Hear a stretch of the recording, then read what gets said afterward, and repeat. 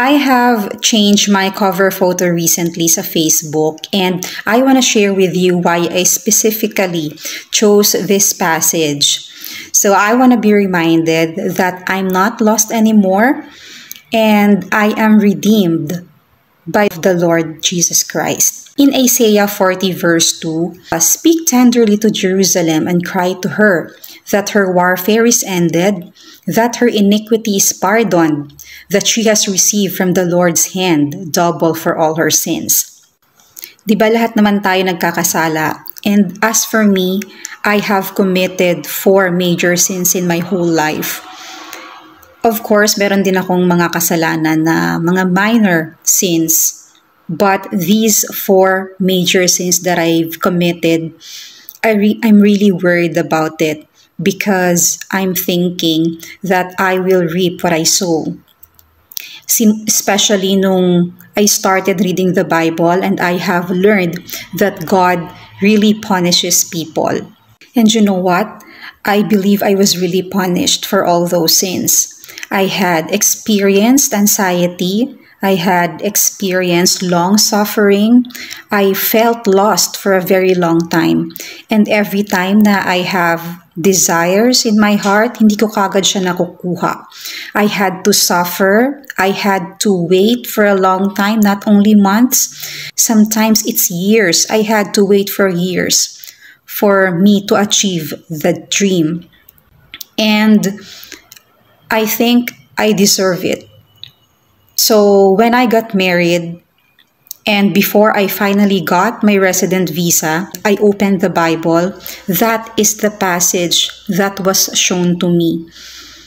Tapos sobra akong natuwa because of the message. I really felt it. Diba? Speak tenderly to Jerusalem. So Jerusalem there, it pertains to God's people. So sabi doon, your iniquity has been pardoned. Yung mga kasalanan mo is okay na, acquitted ka na. Your afflictions, your forced labor, it's ended because you have received double from the hands of the Lord. Doble yung pagbabayad mo sa mga kasalanan na yun. You know what? After I read that verse, ang bilis ko nang makuha lahat ng gusto ko. Yung resident visa na supposed to be 3 days, I got it for 2 days only. And when I attended the CFO seminar, I didn't have a long interview. I remembered a couple of questions from the interviewer and that's it. Nakuha ko na agad yung certificate ko. And when I went to the airport for my flight, the immigration officer, she didn't ask me anything. She just stamped my passport and then that's it. Napakadali na ng mga bagay-bagay. Naiyak ako. Before my flight, I had a dream. Parang I was in the midst of an ocean. So, ako, yung kuya ko, and may mga ibang tao pa dun. But si kuya talaga yung na-recognize ko sa dream ko. Alam mo yung place kung nasan kami, nasa gitna lang kami ng dagat. And parang meron lang shield or cover sa taas namin para hindi kami nababasa ng waves. And I didn't feel any fear. I wasn't afraid. Tapos nag-uusap kami ni kuya. I looked forward. I looked at one part of that sea and I saw Mindanao. Tapos sabi ko kay kuya sa dream ko na yun, Kuya, malapit na tayo sa Mindanao. Sabi kong ganun. Sa mga Pilipino, when you say Mindanao, it means promised land. So, yan yung lupang pinangako, yung Mindanao. And,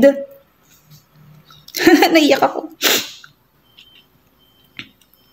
And for me, I know that Taiwan is the promise of God for me.